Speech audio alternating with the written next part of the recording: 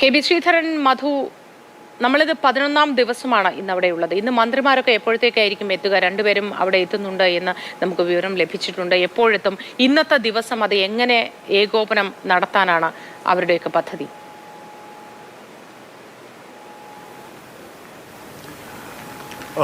നമസ്കാരം മോത്തി. രണ്ട് മന്ത്രിമാരോട് നമ്മൾ സംസാരിച്ചിരുന്നു. രണ്ടുപേരും ഒന്നിച്ചല്ല വരുന്നത്. റിയാസ് ഉച്ചയോടെ തന്നെ എത്തും എന്നാണ് അറിയിച്ചിട്ടുള്ളത്. തല്ലുകൂടി കഴിഞ്ഞ് മാത്രമാണ് AK ശശീന്ദ്രൻ എത്തുന്നത്. എന്തായാലും ഇവിടെ ഓറഞ്ച് അലർട്ട് എന്ന് പറയുമ്പോഴും വലിയൊരു മഴ 6 മണിക്ക് തന്നെ നമുക്ക് ശ്രീധരൻ പറന്നു പോകുന്ന വിധത്തിലുള്ള കാറ്റും മഴയൊക്കെ ആയിരുന്നു 6 മണിക്ക് തന്നെ. ഇപ്പോഴും ഒരു മഴ പെയ്ത് ഒന്ന് തോർന്നു എന്ന് പറയാവുന്ന അവസ്ഥയേ ആയിട്ടുള്ളൂ. രാത്രി മുഴുവനും മഴ കാര്യമായി തന്നെ പെയ്യുന്നൊരവസ്ഥയായിരുന്നു. കറണ്ടില്ല. ആ വിധത്തിൽ വലിയ ഒരു പ്രകൃതിയുടെ ആ കലിതുള്ളി നിൽക്കുന്നതിൻ്റെ മുഴുവൻ അവസ്ഥയും ഒരു ഗ്രാമീണ മേഖലയിൽ എങ്ങനെ കാണാനാകുമോ അത് അതേപടി കണ്ട ഒരു രാത്രിയാണ് ഇന്നലെ കഴിഞ്ഞു പോയത്. പക്ഷേ ഈ പകൽ നമുക്ക് 11ാമത്തെ പകലാണ്. അർജുൻ ഈ ഗംഗാവല്ലി പുഴയുടെ ഈ പരിസരങ്ങളിൽ എവിടെയോ ഉണ്ട് എന്ന് നമ്മൾ ഇപ്പോഴും കരുതുമ്പോൾ അതിന് അർജുനിലേക്ക് എത്താനുള്ള 11ാമത്തെ പകലാണിത്. അതുമായി ബന്ധപ്പെട്ട തെരച്ചിൽ ഇന്നും തുടരും എന്നാണ് അറിയിച്ചിട്ടുള്ളത്. ഇന്നലെ രാത്രി വൈകുവോളം 11 മണി 11:30യോളം ഇവിടെ തെരച്ചിൽ തുടരുന്നുണ്ടായിരുന്നു. ആ തെരച്ചിലിൻ്റെ സ്വഭാവം എന്ന് പറയുന്നത് പ്രധാനമായും ആ കൂറ്റൻ യന്ത്രക്കൈകൾ കൊണ്ട് അതിൻ്റെ കുമ്പിളിൽ ഓരോന്നോരോന്നായി മണ്ണ് മാന്തി മാറ്റുന്ന ഒരു അവസ്ഥയാണ്. അത് ഈ നേവിയുടെ സംഘങ്ങൾക്ക് വീണ്ടും കുറച്ചുകൂടി അവിടേക്ക് എത്താൻ കഴിയുന്ന വിധത്തിൽ വഴിയൊരുക്കുക എന്നുള്ള ഒരു രീതിയാണ് അത് ചെയ്തത്. അതുകൊണ്ട് തന്നെ ആ കടയുടെ തൊട്ട് പുറത്ത് ഉണ്ടായിരുന്ന, കാരണം കടയുടെ മറുവശത്ത് റോട്ടിലുണ്ടായിരുന്ന ആ കൂറ്റൻ മരത്തിൻ്റെയും മറ്റും അവശിഷ്ടങ്ങളെല്ലാം അതിന് തൊട്ട് താഴെ നിന്ന് തന്നെ, ആ കല്ല് വീണതിന് അപ്പുറത്ത് നിന്ന് തന്നെ കിട്ടി ഇന്നലെ രാത്രി. അതുമായി ബന്ധപ്പെട്ട തിരച്ചിൽ നടത്തി. അതിനിടയിൽ ശ്രീധര, ഇന്ദ്രപാലൻ ഇന്നലെ വൈകുന്നേരം തിരിച്ചു പോയിരുന്നു. അതെ, ഇന്നലെ വിശദമായിട്ടുള്ള ഡ്രോൺ പരിശോധനയാണ് നടന്നത്. അതിൽ നിന്ന് കൃത്യമായിട്ട് റിസൾട്ടും ഉണ്ടായിട്ടുണ്ട്. നമുക്ക് ഈ കഴിഞ്ഞ ദിവസം നേവിക്കൊക്കെ സിഗ്നൽ കിട്ടിയ ആ ഒരു സ്ഥലത്തു നിന്ന് തന്നെ അവിടെ ട്രക്ക് ഉണ്ട് എന്നുള്ളതിനൊരു സ്ഥിരീകരണം ഇന്നലെ വന്നിട്ടുണ്ട്.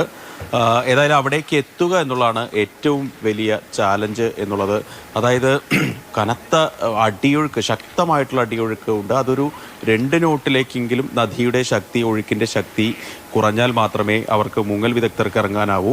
3 നോട്ടിലൊക്കെ ഇറങ്ങാറുണ്ട്. പക്ഷേ ഇന്നലെ തന്നെ അദ്ദേഹം പറഞ്ഞു അതൊരു സൂയിസൈഡൽ, ആത്മഹത്യാപരമായിട്ടുള്ള ഒരു അല്ലെങ്കിൽ ജീവൻ പണയം വെച്ചിട്ടുള്ള ഒരു നടപടിയായിരിക്കും.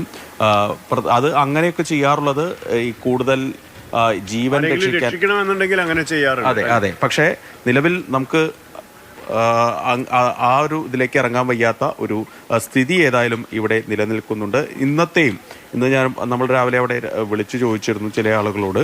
അവർ പറയുന്നതനുസരിച്ച് അവിടെ ശക്തി ഇപ്പോഴും പുഴ അതുപോലെ തന്നെ കലിതുള്ളി ആർത്തലച്ച് ഒഴുകിക്കൊണ്ടിരിക്കുകയായിരുന്നു. അത് തന്നെയാണ് ഏറ്റവും വലിയ ചാലഞ്ച്. അതോടൊപ്പം തന്നെ ഈ കാലാവസ്ഥ, മധുവട്ടം പറഞ്ഞ രാവിലെ നമ്മൾ 6 മണിക്ക് വാർത്ത കൊടുക്കുമ്പോൾ നമുക്ക് ഇവിടെ നിന്ന് കുറച്ചുകൂടി മാറി ഒരു 4 കിലോമീറ്റർ പുറത്താണ് നമ്മൾ നിൽക്കുന്നത്. അവിടെ പോലും നമുക്ക് നിൽക്കാൻ വയ്യാത്ത അവസ്ഥ. അതിശക്തമായിട്ടുള്ള കാറ്റാണ് വീശിയത്. നമ്മൾ സത്യത്തിൽ പേടിച്ചു പോയി. ആ കാറ്റ് കണ്ടാൽ നമ്മൾ പേടിച്ചു പോയി.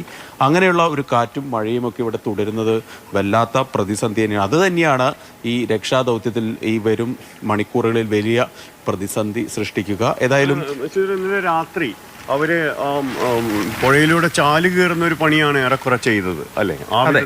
രാത്രി നമ്മൾ ആ സ്പോട്ടിൽ പോയിരുന്നു. അപ്പോൾ 2 കൂറ്റൻ മണ്ണുമാന്തി യന്ത്രങ്ങൾ വെച്ചുകൊണ്ടുള്ള പരിശോധന അവിടെ, മണ്ണ് മാറ്റുന്ന നടപടികൾ അവിടെ നടക്കുന്നുണ്ട്. എപ്പോഴും എനിക്ക് കണ്ട ഒരു കാര്യം, അതിനിടയിൽ ലക്ഷ്മൺ നായിക്കിൻ്റെ വീടും കടയുമൊക്കെ ഒന്നിച്ചായിരുന്നു.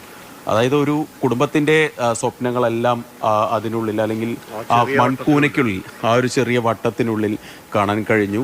അതിൽ കൊച്ചുകുട്ടിയുടെ ഉടുപ്പുകളുണ്ട്, അവരുപയോഗിച്ചിരുന്ന പാത്രങ്ങളുണ്ട്.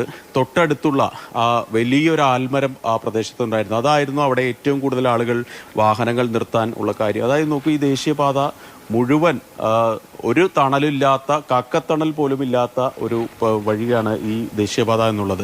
അപ്പോൾ അങ്ങനെ ഒരു കൃത്യമായിട്ടൊരു തണലും അവിടെ വളരെ സൗകര്യമുള്ള ഒരു കടയുമൊക്കെ ഉള്ളപ്പോൾ സ്വാഭാവികമായിട്ട് ആളുകൾ അവിടെ നിർത്തും.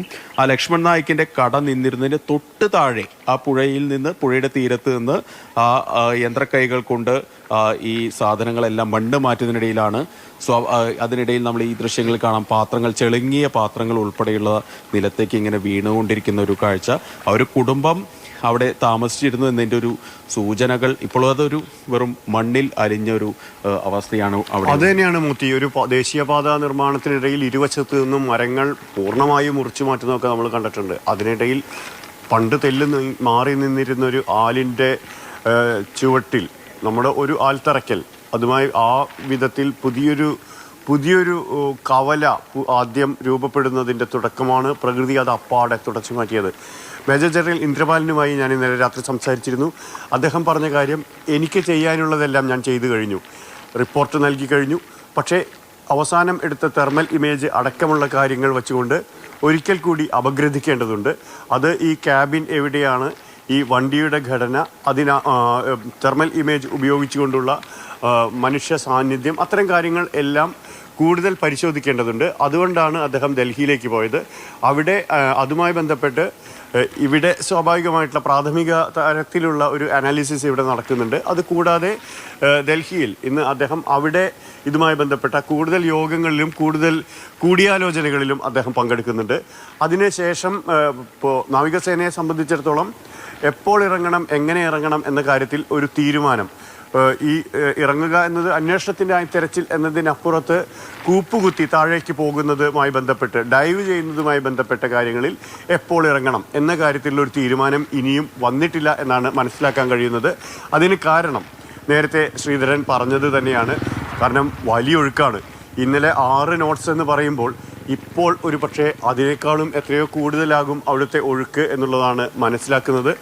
ഈ മണ്ണ് മാന്തി എടുത്ത് പരിശോധിക്കുമ്പോൾ രാത്രി ഇവിടുത്തെ MLA-യുമായും സംസാരിച്ചിരുന്നു ഇന്നലെ വളരെ വൈകി.